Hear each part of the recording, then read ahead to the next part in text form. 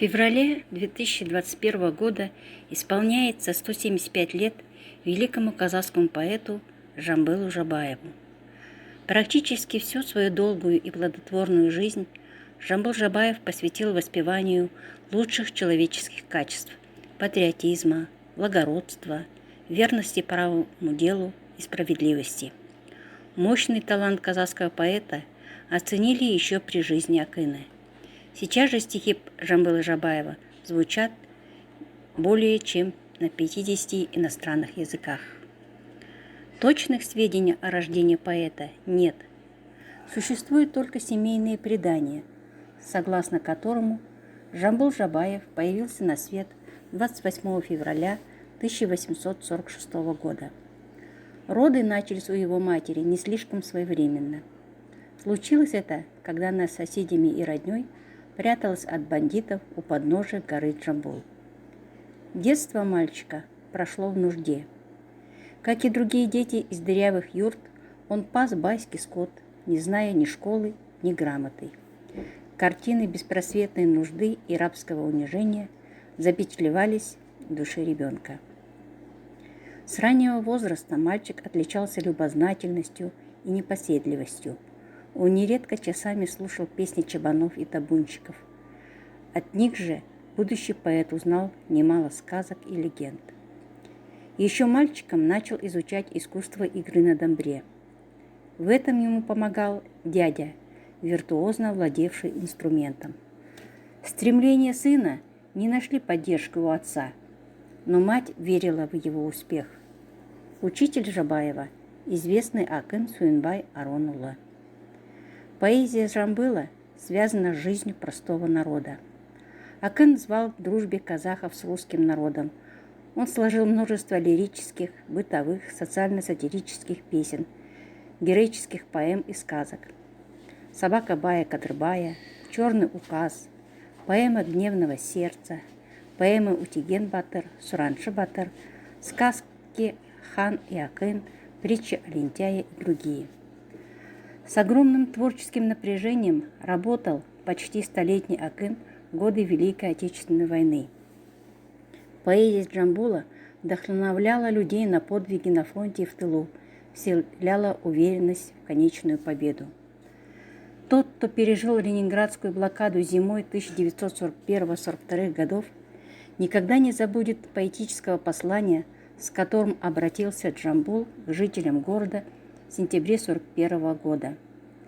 Послание Джамбула в русском переводе было передано по радио в Ленинграде. Плакаты с этим посланием были развешаны на стенах домов и в окнах магазинов по всему городу. С любовью, с тревогой, со словом мужественного одобрения обращался казахский Акын к защитникам великого народа. Жамбыл Жабаев. Ленинградцы, дети мои. Ленинградцы, дети мои.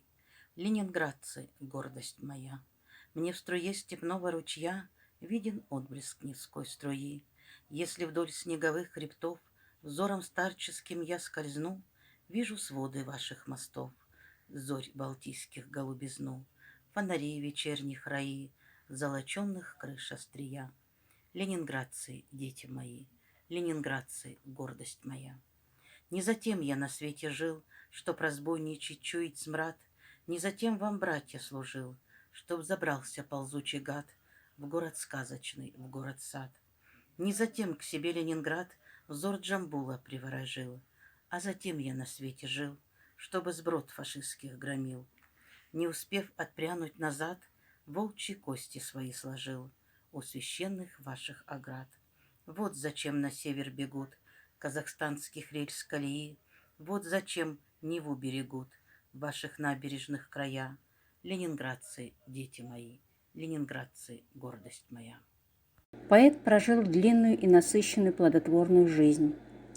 Невзирая на жизненные трудности, Акын сберег оптимистический настрой и до последних дней дарил людям радость и веру в светлое будущее.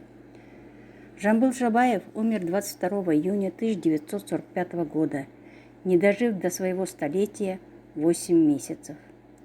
Его похоронили в ауле Жамбыл Жамбыльского района Алматинской области, район и аул названы в его честь. В этом ауле в 1947 году, в доме, где он жил, организовали музей Джамбула. Около дома и по сей день разбит сад, который он вырастил сам. В 2002 году в переулке Джамбула в Санкт-Петербурге казахскому акыну поставлен 4-метровый бронзовый памятник, подарок Казахстана 300-летию Санкт-Петербурга. Название Джамбул носит около 40 населенных пунктов Казахстана. В 1966 и 1970-х годах выпущены почтовые художественные маркированные конверты, посвященные Джамбулу Джабаеву, а в 1976 году памятнику Джамбулу Джабаева в городе Джамбул. Жамбыл Джабаев, Алатау. В орлиных просторах большой высоты, как чалые кони, вздыбились хребты.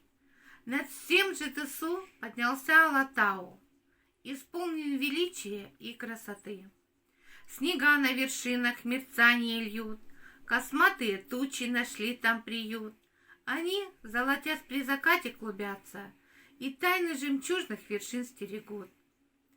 С покрытым снегами и льдами громад кипит, низвергается, бьет водопад. Гремит валунами и пена играет, из радужных брызг надевая халат. Снега и орлы высоко в небесах, а ниже в дремучих лесов полоса. Зеленые сосны, звенящие хвоей, поют свои дикие песни в лесах. В садах под плодами ломается сок, в них сочные яблоки, сладкий урек. В горах созревают пурпурные вишни, ковры земляники аллеют вокруг. В лугах, зеленеющих, как изумруд, джираны и туры кочевья ведут. Багровые лисы и снежные барсы, медведи и волки в ущельях живут.